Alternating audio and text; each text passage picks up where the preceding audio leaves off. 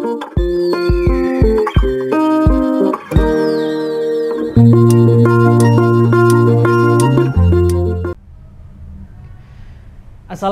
warahmatullahi wabarakatuh. Bersama saya Eko Febrianto dalam podcast JSIT Indonesia.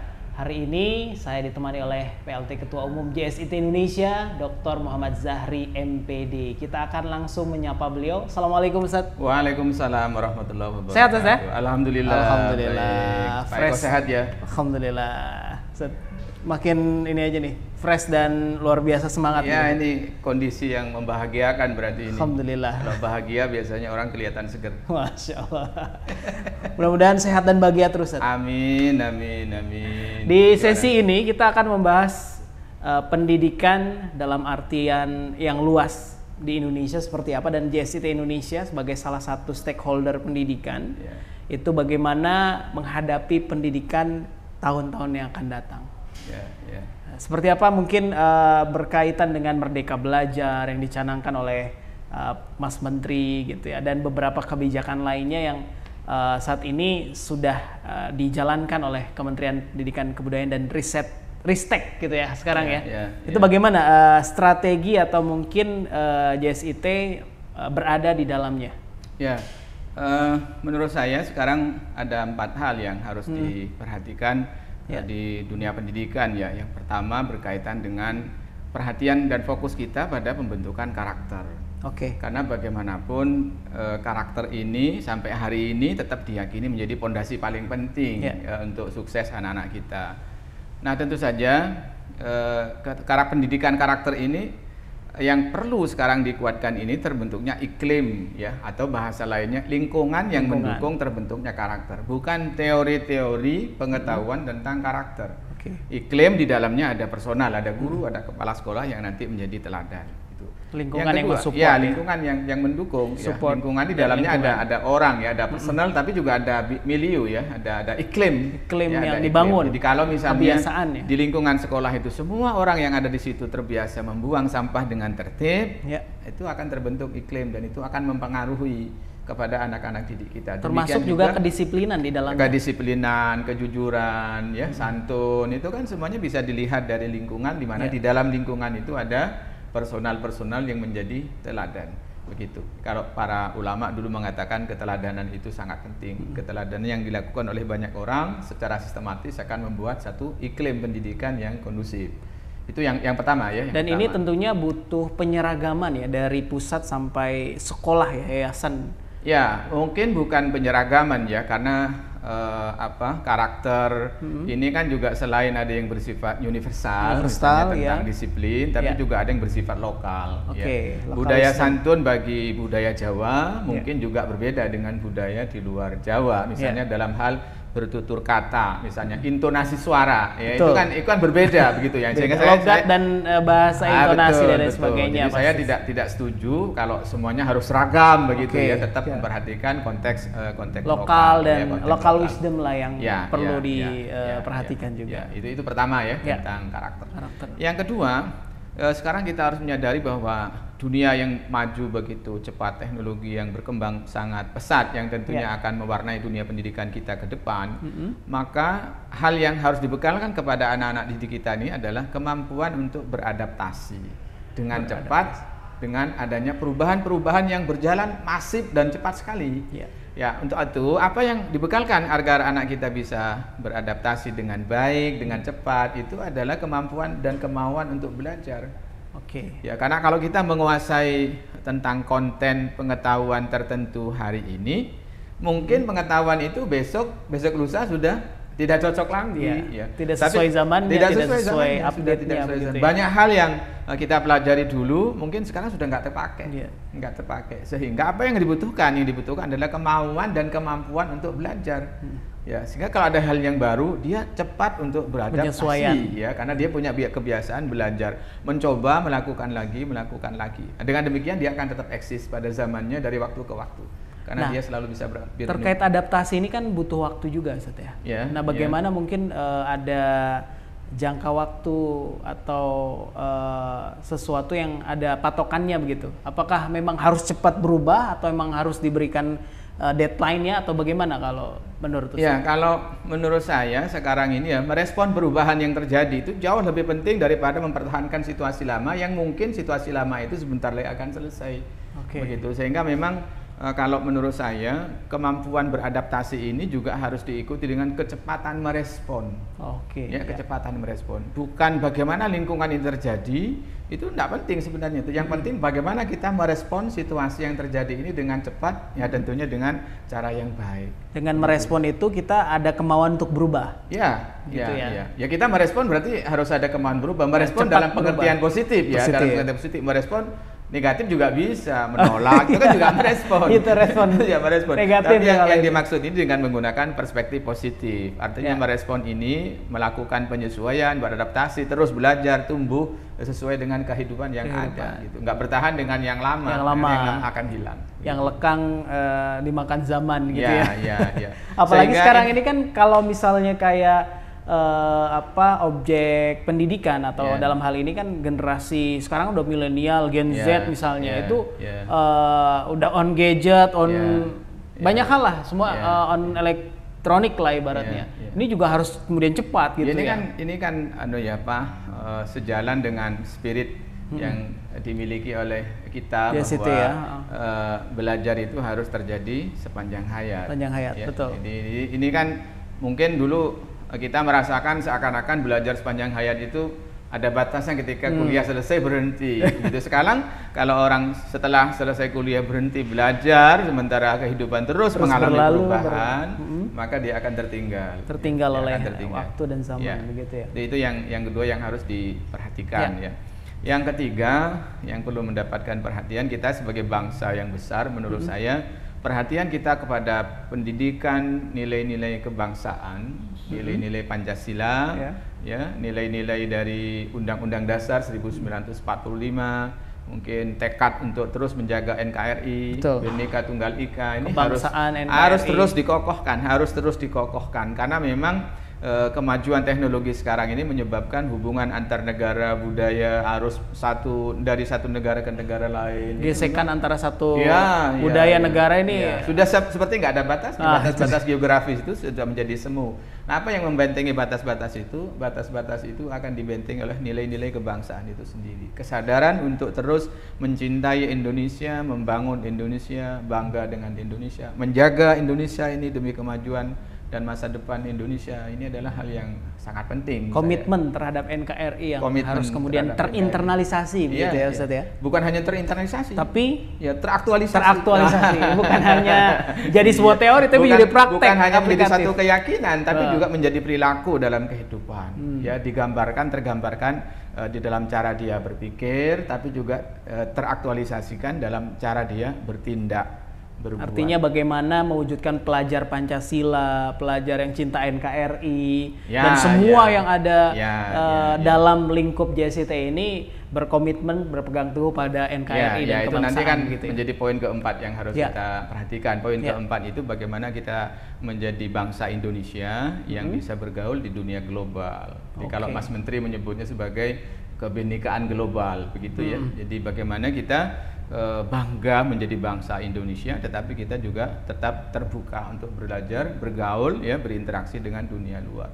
Bahkan jauh lebih penting dari itu, menurut saya, kita tidak hanya bisa menggunakan produk-produk dari global, dari dunia lain, tapi bagaimana kita memasarkan, bagaimana kita memperkenalkan, bagaimana kita melestarikan nilai-nilai lokal kita kepada dunia yang sangat luas ini. Begitu ya. Ya, jadi bukan hanya membawa dari luar ke dalam, tetapi bagaimana yang kita punya ini kita kenalkan ke bangsa-bangsa yang ada di.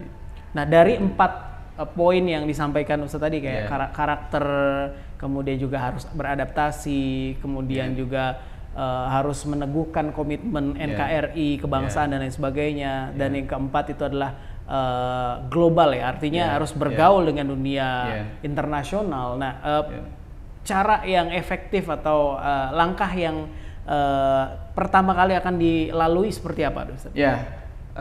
Apa yang dicanangkan oleh Kementerian sekarang tentang konsep Merdeka Belajar dan Kampus Merdeka sebenarnya itu sudah sesuatu yang menarik memang memberikan ruang. Prinsipnya bahwa belajar di zaman sekarang ini tidak lagi seperti dulu. Di kelas dulu ya.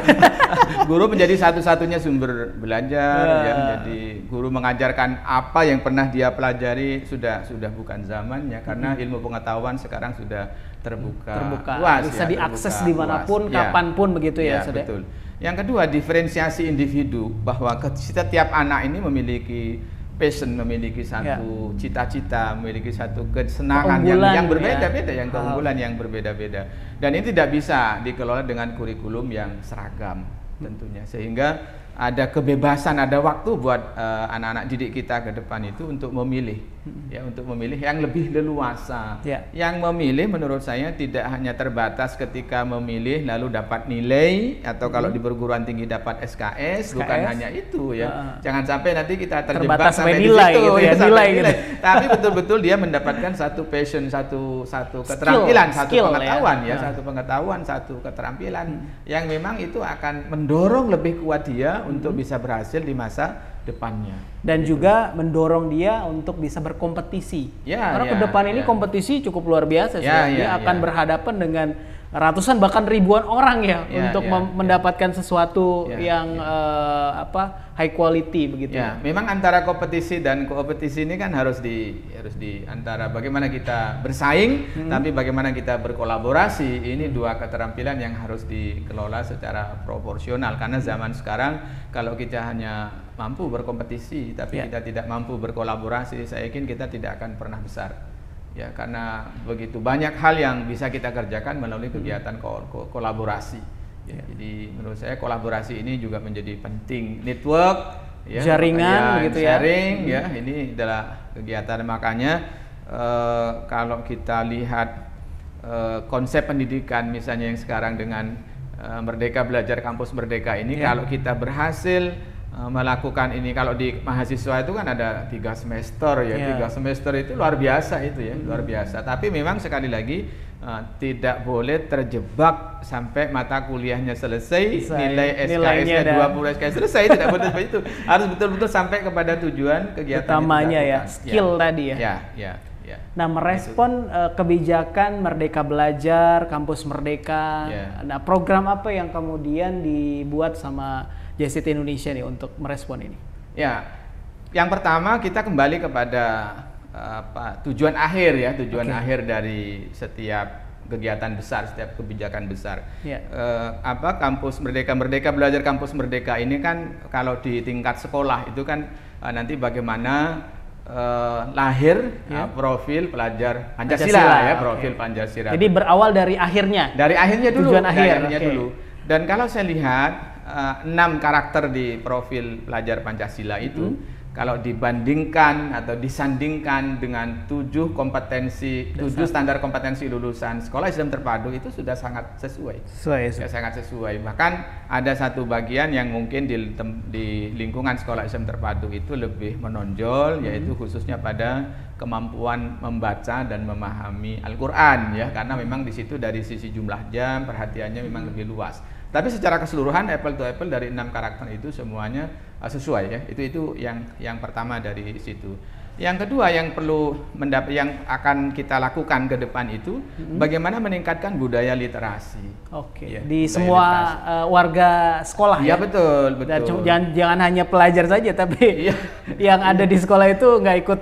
Iya.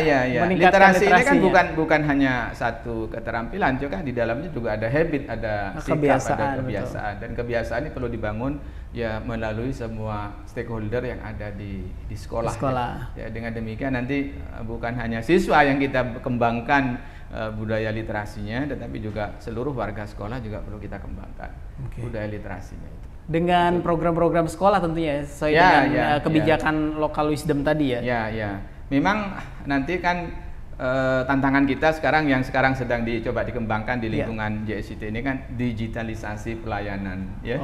Digitalisasi pelayanan ini kan ada 2 lah kalau kita bagi besarnya. Yang pertama digitalisasi proses pendidikan itu sendiri dengan semua derivatifnya. Yang kedua nanti digitalisasi masalah tata kelola organisasi, karena di JSIT ini kan menaungi sekolah-sekolah swasta ya, di mana gampangnya dapodiknya ini harus juga digital. Pelayanan kepada wali murid ini sudah, proses komunikasi dengan wali murid sudah harus mengalami transformasi ke digitalisasi. Artinya dengan digitalisasi ini akan memberikan kemudahan bagi siapapun yang ingin bergabung dengan JSIT begitu ya. Jadi kalau di pelayanan memang memberikan kemudahan, tetapi kalau kepada proses pendidikan, digitalisasi ini akan memberikan ruang yang lebih luas kepada siswa. Dia bisa belajar kapan saja, di mana saja, terserah dia kemauannya. Betul. Makanya tadi kan kalau sesuai dengan passionnya, sesuai dengan cita-citanya, maka dia akan menekuni sesuatu. Dan dimungkinkan ya, sedang kita pikirkan ini ke depan ini, dimungkinkan nanti sekolah kita ini akan kembali normal itu, apakah kita berarti masuk sekolah itu 6 hari atau 5 hari penuh begitu, akan ada perpaduan antara offline dan online.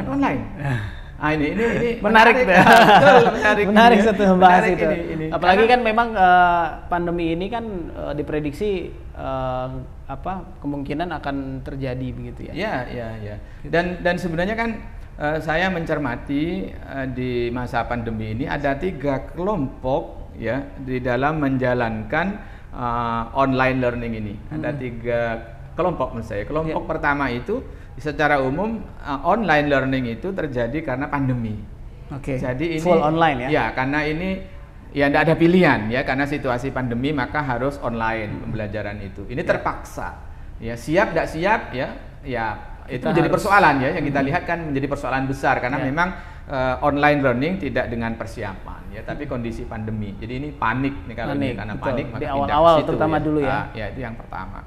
Yang kedua, saya melihat ada sejumlah daerah, bahkan satu pemerintah daerah memang menyiapkan online learning itu ya, atau virtual learning, ada yang menyebutnya virtual learning itu untuk menjadi solusi bagi anak-anak yang mengalami kendala untuk bisa masuk ke sekolah formal. Jadi kendala jarak gitu maksudnya. Kendala waktu, karena sebagian anak-anak kita ini ya yang secara ekonomi mungkin kurang baik, maka dia harus bekerja. Dia harus bekerja. Dengan online learning atau virtual school ini misalnya, dia bisa sekolah bebas waktunya. Ini sudah ada di dan bahkan sambil kerja juga ya. Sambil kerja. Karena dia belajar online kan, belajar sekolahnya online. Jadi sekolahnya online. Ini sudah ada nih, sudah ada. Pemerintah daerah ada yang mengambil alternatif itu sebagai solusi ya untuk meningkatkan partisipasi pendidikan di tingkat sekolah ya. Ini kan memberikan kesempatan yang seluas-luasnya bagi rakyat bangsa Indonesia.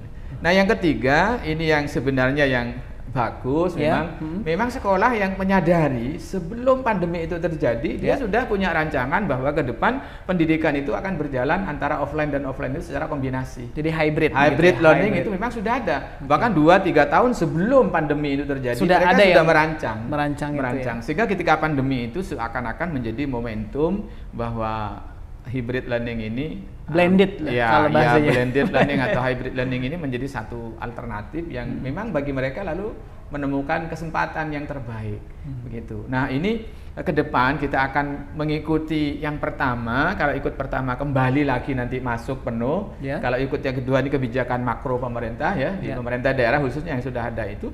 Nah, yang ketiga ini yang menurut saya menarik untuk kita kembangkan di lingkungan sekolah SMP terpadu. Khususnya nanti yang online learning itu, masalah pengetahuan itu kan bisa online ya. Di mana saja sekarang. Ya, di mana saja. Mungkin kalau skill, masalah sikap masih membutuhkan sentuhan guru, harus masih membutuhkan tatap muka dengan guru. Sehingga sangat mungkin ke depan itu model pendidikan kita akan mengalami transformasi, bukan hanya kurikulumnya tapi juga tata kelolanya. Gitu. Luar biasa, karena waktu juga nih Ustadz yang kita harus kemudian berhenti sampai di sini. Insya Allah nanti di next podcast kita ngobrol lagi tentang bagaimana pendidikan di masa yang akan datang, terutama dalam menghadapi tadi ya kata Ustadz ada blended learning atau hybrid learning yang kemudian kemungkinan kedepannya juga akan banyak diadopsi oleh sekolah-sekolah manapun itu. Kalau menurut saya jangan kemungkinan gitu. Dan pasti ya. Karena bukan mungkin udah terjadi begitu ya. Jadi kalau masih bicara kemungkinan itu terlalu jauh begitu. Kalau menurut saya kita desain sekarang gitu. Sudah didesain. Sekarang. Kita desain untuk bisa hybrid learning atau apa tadi kombinasi blended learning kalau gitu kemungkinan tuh masih menunggu sesuatu kan. Karena ini sudah terjadi kalau dirancang itu berarti kita memang sudah menyadari dan merancang itu satu yang menjadi baik. Dan itu sudah jadi ketentuan juga ya di Kemendikbudristek gitu. Ada untuk sudah, blended learning itu ya. Ya. Bahkan di perguruan tinggi pemerintah ya Kemendikbud kan sudah punya cyber university itu kan ada sudah. Ya, betul. Sudah ada. Jadi, nah, mungkin ada yang ingin disampaikan pesan buat semua. Ya, bagi teman-teman di pemirsa. para guru ya, para pimpinan sekolah, yayasan, pengurus JCT wilayah, menurut saya sekarang inovasi adalah investasi yang paling utama. Ya, karena inovasi ini yang akan menentukan masa depan sekolah Bapak Ibu ini masih ada atau tidak. Jangan sampai nanti setelah 2 tahun nanti kita mendengar cerita dulu di sini pernah ada sekolah besar gitu ya, sekarang sudah tinggal gedungnya, sudah tinggal gedungnya yang besar gitu. Termasuk pengembangan infrastruktur ke depan itu bukan lagi infrastruktur fisik betul. Ya, tapi sudah infrastruktur digital. Digital sudah harus teknologi internet itu. Jadi kalau dulu survei tanah itu tanah, jalan begitu ya survei. Kalau sekarang harus survei digital. Jaringan internetnya ada nggak di situ gitu ya, harus dan akunnya dan lain sebagainya gitu ya. Itu mungkin itu. Baik. Jadi sekali lagi inovasi menjadi hal penting dalam menghadapi dunia pendidikan di masa yang akan datang. Terima kasih sekali lagi. Zahri, sehat-sehat selalu. Insyaallah kita ketemu di lain podcast. Amin. Dengan tema yang lainnya. Ya, terima kasih. Baik, terima kasih sahabat JCT dimanapun Anda berada. Demikian podcast kami dengan Ketua Umum JCT Indonesia, Dr. Muhammad Zahri, MPD. Wassalamualaikum warahmatullahi wabarakatuh. Waalaikumsalam warahmatullahi wabarakatuh.